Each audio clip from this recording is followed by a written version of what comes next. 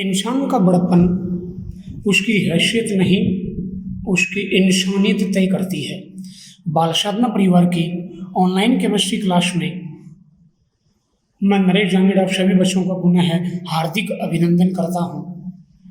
बेटा, अपन ने पीछे की वीडियोज में कार्बोहाइड्रेट की डेफिनेशन के बारे में पढ़ा था। मैं एक बार पुनः उसे रिपीट कर देता हूँ, काफ़ी इंपॉर्टेंट पॉइंट है डेफिनेशन से रिलेटेड।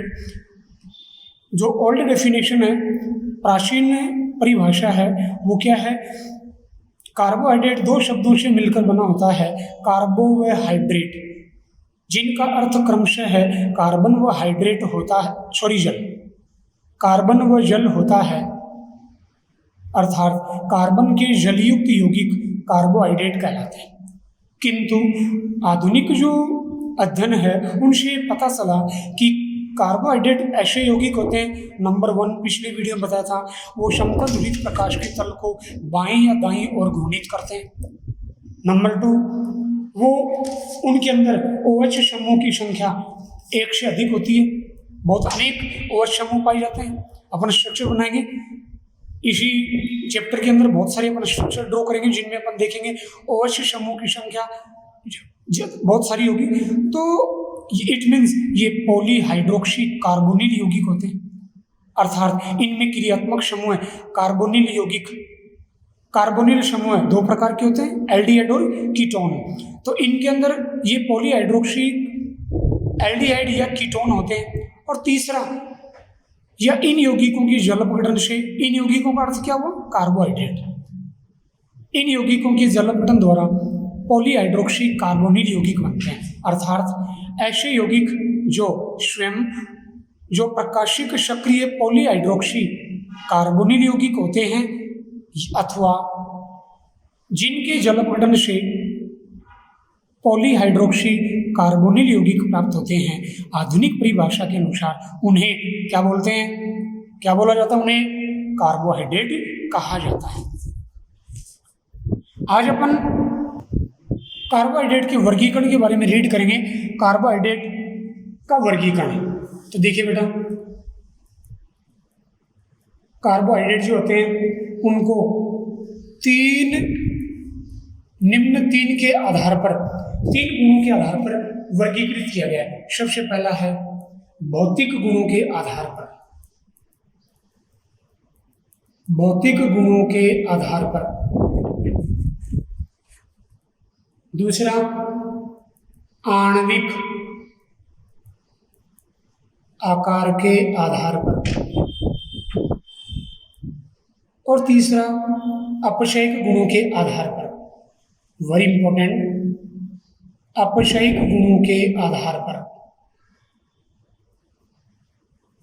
भौतिक गुणों के आधार पर अपन देखें तो कार्बोहाइड्रेट 2 प्रकार की होती है। एक वो जो स्वाद में मीठी होती है, शर्करा। एक वो जो स्वाद में मीठी नहीं होती है, अशर्करा। अभी अपन इनको डिटेल से एक-एक को पढ़ते हैं। तो भौतिक गुणों के आधार पर या स्वाद के आधार पर कार्बोहाइड्रेट 2 प्रकार की होती है, शर्करा व अशर्करा। जबकि आणविक आकार के आधार पर ये 3 प्रकार की होती है, monosaccharide, oligosaccharide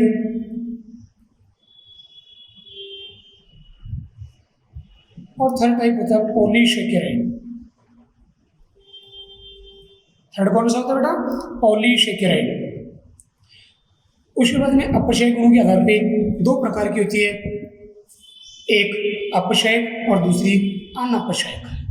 reducing sugar and non reducing sugar.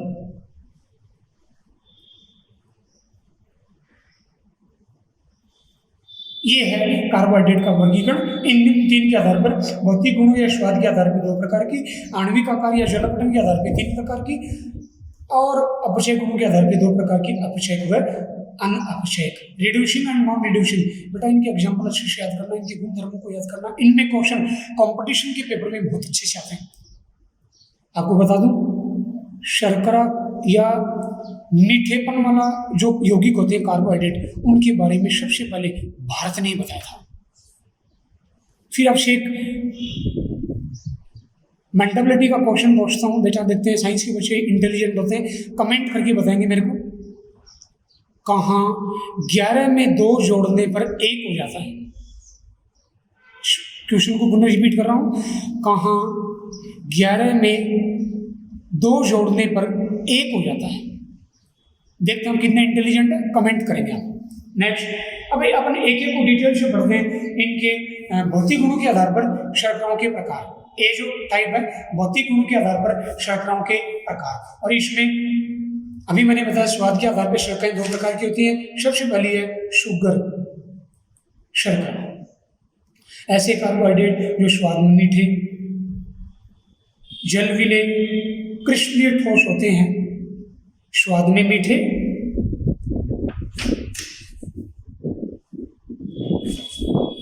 जलविले water soluble, वह कृष्णीय ठोस होते हैं, क्रिस्टलाइन सॉलिड।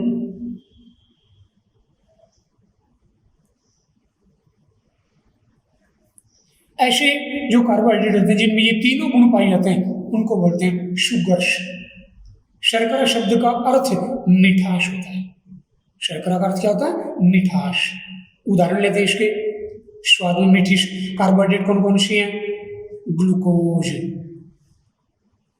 फ्रक्टोज, जो सामान्यतः फलों में पाई जाती है, अभी अपन पढ़ेंगे आगे एक एक को। लैक्टोज, दुग्ध शर्करा बोलते हैं इसको। कार्बोहाइड्रेट के एंडिंग में ओज लगता है, जैसे आप बायोलॉजी के बच्चे पढ़ते हैं, एंडिंग में क्या सफिक्स लगता है? ओज।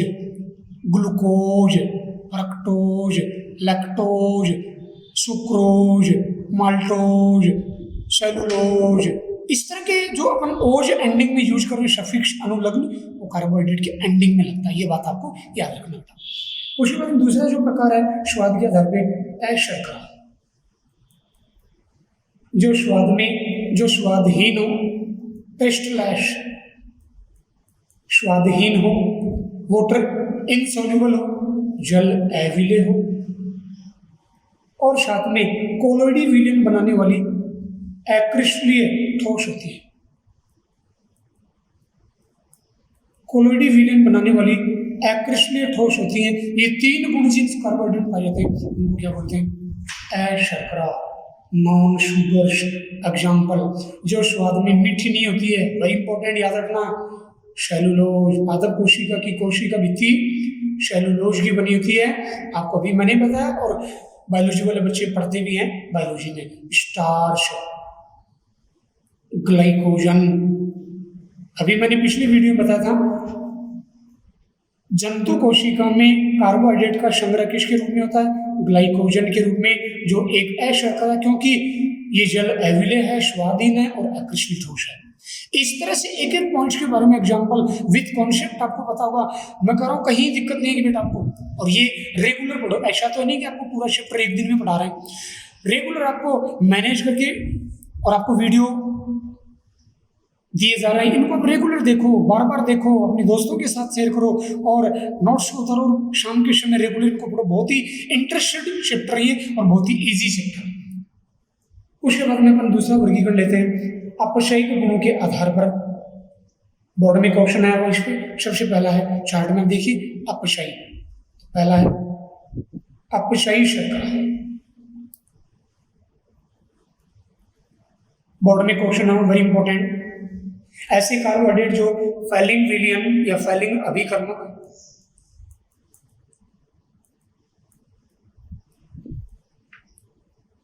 टोलेन अभिकर्मक,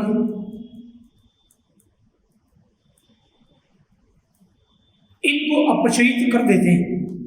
आपको बता दूं, फैलिंग विलियन 2 प्रकार का होता है। लेबोरेटरी में आपको काम करवाया जाएगा।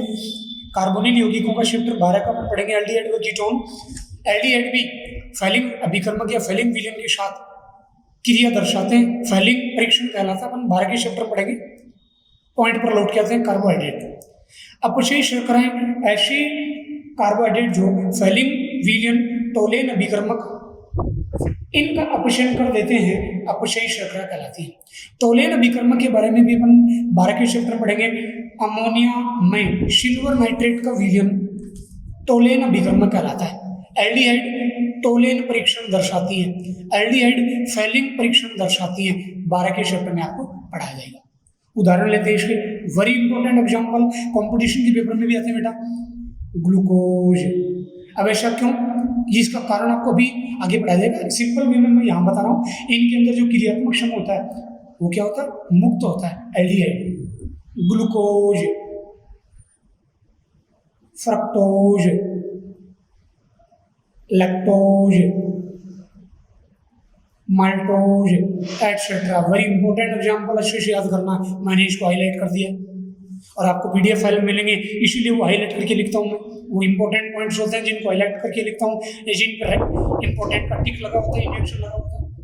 तो ये सारी क्या होती है, ये ऐसी कार्बोहाइड्रेट होती है जो फैलिंग अभिकर्मक को टोलिन अभिकर्मक का अपचयन कर देती है, अपचयी श्रृंखलाएं कहलाती है। दूसरा जो प्रकार है इसका, अनअपचयी शर्करा, नॉन रिड्यूसिंग शुगर्स। वो कौन कौन सी होती है, ऐसी कार्बोहाइड्रेट जो फैलिंग अभिकर्मक व टोलिन अभिकर्मक से उनका अपचयन नहीं करती। ऐसी कार्बोहाइड्रेट जो फैलिंग विलियन वो टोलिन अभिकर्मक से अपचयित नहीं होती, अनअपचयी शर्करा कहलाती है। क्लियर। उदाहरण, इसका उदाहरण लेना चाहिए, sucrose, very important example. Sucrose question ऐसे आता है, सुक्रोज अनअपचयी शर्करा होता, क्यों अनअपचयी शर्करा किसे कहते हैं, उदाहरण दीजिए। अपचयी व अनअपचयी शर्कराओं को उदाहरण समझाइए। बहुत इंपॉर्टेंट क्वेश्चन है, कैसे भी आप घुमा फिरा के आसपास का बहुत इंपॉर्टेंट पॉइंट आप अच्छे से तैयार करेंगे, आपको क्वेश्चन पूछा जा सकता है। तो सुक्रोज, स्टार्च, सेलुलोज, ग्लाइकोजन।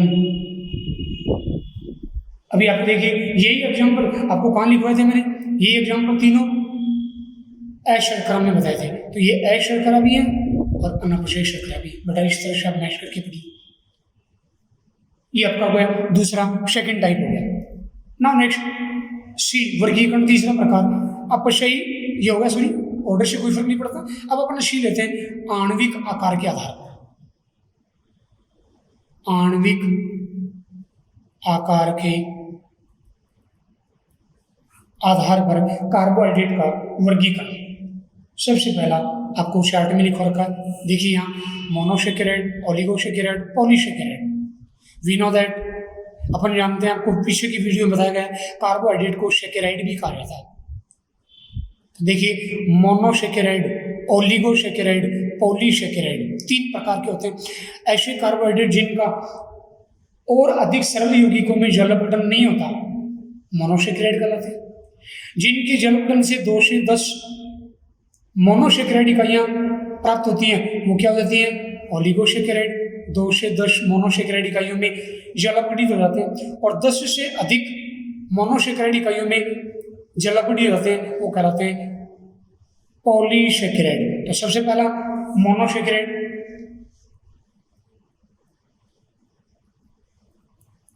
ऐसे कार्बोहाइड्रेट जिनका जलपतन नहीं होता। ये दूसरे शब्दों में जो भी आपको याद आता है, ऐसे कार्बोहाइड्रेट जिन्हें और अधिक सरल यौगिकों में जलपीड़ित नहीं किया जा सकता, मोनोसेकेराइड कहलाते हैं। Very important, glucose, fructose, ribose. आप जानते हो राइबोज आरएनए में उपस्थित होता है, राइबोज, गलैक्टोज, ये सारे के सारे क्या होते हैं, मोनोसेकेराइड होते हैं। अच्छे से याद रखना होता है, मोनोसेकेराइड और डाइसेकेराइड मुख्यतः इनके बारे में चर्चा करेंगे आगे अपन। तो आपको ये पता होना चाहिए, ग्लूकोज मोनोसेकेराइड है, फ्रक्टोज मोनोसेकेराइड है, गलैक्टोज मोनोसेकेराइड है, जबकि सुक्रोज, माल्टोज, लैक्टोज ये डाइसेकेराइड होते हैं। अभी आगे चर्चा करेंगे, आपको मैं बता रहा हूँ, कंफ्यूज नहीं होना। दूसरा जो प्रकार इसी में जो अपन पढ़ रहे हैं, इनके वर्गीकरण में आणविक आकार के आधार पर, तो आपका दूसरा प्रकार है ओलिगोसेकेराइड। अब ओलिगोसेकेराइड से पढ़ने से पहले अपन मोनोसेकेराइड जो होते हैं, इनके जो सामान्य गुण है उनकी चर्चा करते हैं। मोनोसेकेराइड नंबर 1 गुणधर्म की बात करें, ये सरल शर्करा भी होती है, कहलाती है। इनमें 3 से 7 कार्बन परमाणु होते हैं, वेरी इंपॉर्टेंट। मोनोसेकेराइड को सरल शर्करा भी कहते हैं, जिनमें 3 से 7 कार्बन होते हैं। दूसरे सामान्य गुणों में प्रकृति में लगभग 20 प्रकार के मोनोसेकेराइड पाए जाते हैं। तीसरा गुणधर्म, ये जल विलय होती है, क्रिस्टलीय ठोस होती है। और ये जल में विलय क्यों होती है? मोनोसेकेराइड ध्यान से समझना, वाटर सोल्यूबल होती है। एक्सप्लेन, इसको समझाइए। देखिए, मोनोसेकेराइड अर्थात कार्बोहाइड्रेट ने आपको बता दिया OH समूह पाए जाते हैं। तो कार्बोहाइड्रेट का OH और जल अणु, इनके बीच में हाइड्रोजन बंध बन जाता है। यही कारण है मोनोसेकेराइड जल में विलय होती है। वही इंपॉर्टेंट, मैं रिपीट कर रहा हूँ। मोनोसेकेराइड के सामान्य गुण, इन्हें सरल शर्करा भी कहते हैं। इनमें 3 से 7 कार्बन होते हैं। दूसरा, ये प्रकृति में लगभग 20 प्रकार के मोनोसेकेराइड उपस्थित होते हैं। तीसरा, ये जल विलय मीठे व क्रिस्टलीय ठोस होते हैं। इनकी जल में विलयता इनमें उपस्थित OH समूह और जल अणुओं के मध्य ऐश बंध के निर्माण के कारण होती है। उसी बात अपन पढ़ते हैं ओलिगोसेकेराइड, ऐसे कार्बोहाइड्रेट जिनके जल अणु से 2 से 10, अभी मैंने बताया था, तभी बड़े कैपिटल लेटर्स में नंबर में इनको राइट कर रहा हूँ। ऐसे कार्बोहाइड्रेट जिनके जल अणु से 2 से 10 मोनोसेकेराइड इकाइयां प्राप्त होती है, ओलिगोसेकेराइड कहलाते हैं। इनमें डाइसेकेराइड मुख्य होती है। इनमें क्या होती है? मुख्य डाइसेकेराइड होती है। इसके उदाहरण लेना चाहिए अपन। उदाहरण, सुक्रोज, माल्टोज, रेफिनोज, लैक्टोज, ये क्या है? ओलिगोसेकेराइड के एग्जाम्पल कुछ से याद रखना। फिर बात करते हैं इनके सामान्य गुण। इनके सामान्य गुण कौन कौन से होते हैं? ओलिगोसेकेराइड जो होती है, इनमें डाइसेकेराइड ओलिगोसेकेराइड में मोनोसेकेराइड इकाइयां परस्पर ग्लाइकोसिडिक बंध द्वारा, वेरी इंपॉर्टेंट, ग्लाइकोसिडिक बंध द्वारा परस्पर जुड़ी रहती हैं। इस बंध का नाम याद रखेंगे। 1 नंबर का क्वेश्चन, केमिस्ट्री में छोटे छोटे क्वेश्चन होते हैं, एक नंबर के जो क्वेश्चन है वो 13 होते हैं। 2 नंबर के बोर्ड में जो क्वेश्चन होते हैं वो 11 क्वेश्चन होते हैं। 3 नंबर वाले जो क्वेश्चन हैं वो 3 क्वेश्चन होते हैं। और 4 नंबर के जो 4 मार्क्स वाले क्वेश्चन होते हैं वो भी कितने होते हैं? 3 क्वेश्चन होते हैं। 13, 11, 24 और 3, 27 और 30 क्वेश्चन होते हैं। और ये टोटल अपन करेंगे तो 30 तो क्वेश्चन हो गए और 56 नंबर का पेपर हो गया। ये आपकी केमिस्ट्री की पेपर की पूरी कुंडली होगी। इसी में आपको तैयारी करनी है। मैं ये कहना चाह रहा हूँ, बोर्ड में ये 1 नंबर का क्वेश्चन आ जाए, ओलिगोसेकेराइड में मोनोसेकेराइड इकाइयां किस बंध द्वारा जुड़ी रहती हैं? ग्लाइकोसिडिक बंध द्वारा जुड़ी रहती है। बस एक 1 वर्ड आंसर होगा, 1 आउट ऑफ 1 मार्क्स आप प्राप्त कर सकते हैं। क्लियर? नेक्स्ट, सामान्य गुणधर्मों में दूसरा गुणधर्म, मोनोसेकेराइड होती है, इनके जलबंधन से प्राप्त मोनोसेकेराइड इकाइयां समान या भिन्न भिन्न हो सकती है। Very important. ओलिगोसेकेराइड के जलबंधन से प्राप्त मोनोसेकेराइड इकाइयां एक समान या भिन्न भिन्न हो सकती है। तीसरा, ओलिगोसेकेराइड के जलबंधन से यदि मोनोसेकेराइड इकाइयां 2, 3, 4 आदि प्राप्त हो तो इनको क्रमशः 2 प्राप्त हो डाइसेकेराइड, 3 प्राप्त हो मोनोसेकेराइड इकाइयां ट्राइसेकेराइड, 4 प्राप्त हो टेट्रासेकेराइड एटसेट्रा कहा जाता है। वेरी इंपॉर्टेंट, पुनः रिपीट कर देता हूँ। ओलिगोसेकेराइड के जलबंधन से प्राप्त मोनोसेकेराइड इकाइयां क्रमशः 2, 3, 4 आदि हो तो इन्हें क्रमशः डाइसेकेराइड 2 के लिए, ट्राइसेकेराइड 3 के लिए, टेट्रासेकेराइड एटसेट्रा 4 के लिए यूज करते हैं। उदाहरण ले रहा हूँ, ट्राइसेकेराइड का उदाहरण ले रहे हैं, रेफिनोज ट्राइसेकेराइड है। इसका मोलिकुलर फॉर्मूला कॉम्पोजिशन के लिए इंपॉर्टेंट, C18H32O16। हाइड्रोजन ऑक्सीजन के बीच का अनुपात, जल में उपस्थित जो अनुपात 2:1 होता है उसको फॉलो कर रहा है। रेफिनोज किस प्रकार का ओलिगोसेकेराइड है? आंसर आएगा ट्राइसेकेराइड। बायोलॉजी के बच्चों के लिए तो बहुत इंपॉर्टेंट चैप्टर है, बायोलॉजी से रिलेटेड चैप्टर है। ऐसे अपन टेट्रासेक्राइड का एग्जांपल लें, टेट्रासेक्राइड स्टैकियोज, इसका एग्जांपल स्टैकियोज, और इसका मॉलिक्यूलर फॉर्मूला C24H42O21, C24H42O21। यहाँ भी वही है 2:1 हाइड्रोजन और ऑक्सीजन के बीच का अनुपात। तो ये ओलिगोसेकेराइड के सामान्य गुणधर्म। फिर अपन तीसरा इसी का चार्ट में देखिए, मोनोसेकेराइड पढ़ लिया, ओलिगोसेकेराइड पढ़ लिया। अब अपन पढ़ते हैं अगला पॉलीसेकेराइड। अगला जो है पॉलीसेकेराइड, तीसरा जो प्रकार है